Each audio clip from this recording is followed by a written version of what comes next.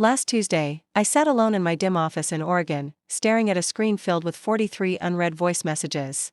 From people who had discarded me 7 years ago.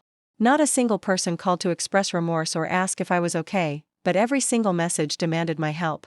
I was barely 23 when I walked away from my childhood home with $200, one small suitcase, and a shattered heart. My family spent the next 7 years telling everyone in our small town that I was mentally unstable, transforming their betrayal into a story where they were the victims. I grew up in an Ohio town where everyone knew your business, and our family was famous for presenting a perfect facade to the world.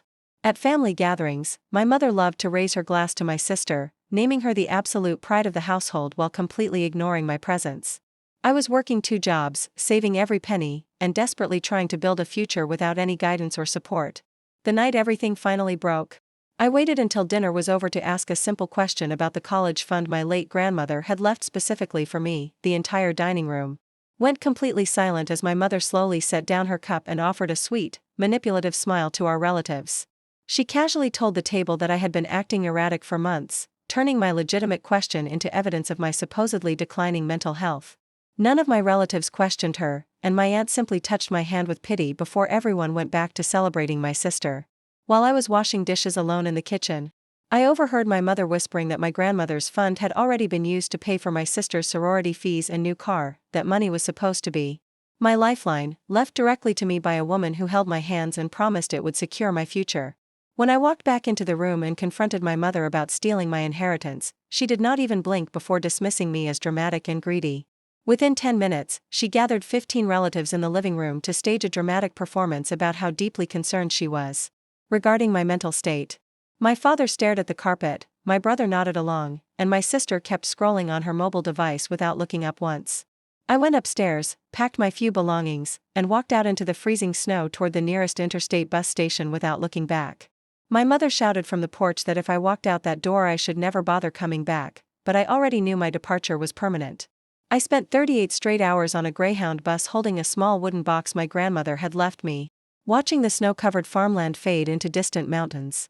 A kind stranger sitting beside me shared half her sandwich without asking a single intrusive question, showing more genuine compassion than my own blood ever had. When I landed in Portland, I stayed in a crowded shelter before finding a cheap room and securing an entry-level receptionist job at a small consulting firm. I deleted my social media profiles after discovering my mother was posting public prayers online about her missing, unstable daughter to harvest sympathy from neighbors. For years, I was the family ghost, a tragic cautionary tale my mother recited at local church gatherings while I quietly focused on rebuilding my life from nothing. Staying completely silent was painful, but it finally silenced my mother's voice in my head and allowed me to move forward on my own terms. My employer quickly noticed my intense work ethic after I reorganized years of disorganized company files during my very first week on the job. Over the next few years, I worked long days, took evening business classes, and gradually earned promotions through sheer relentless effort and meticulous attention to detail. I never wanted revenge against the people who cast me aside. I simply wanted to ensure that I would never be placed in a vulnerable position ever again. By my 6th year at the firm, my hard work paid off, and I was officially named the chief operating officer of our expanding company. Meanwhile, back in Ohio, my family continued living their quiet lie until my sister decided to run an online background search on my name. She was going through a costly divorce, drowning in personal debt, and searching for someone with strong financial credit to co-sign a heavy bank loan. When my corporate profile and leadership articles popped up on her screen, she immediately called my mother in total shock to reveal my true position. My mother went dead silent, realizing that the narrative she had carefully maintained for 7 long years was about to completely crumble.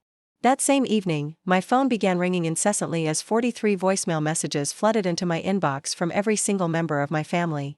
My father sounded terrified, my brother demanded financial backing for a business venture, and my sister's voice cracked as she begged me for help.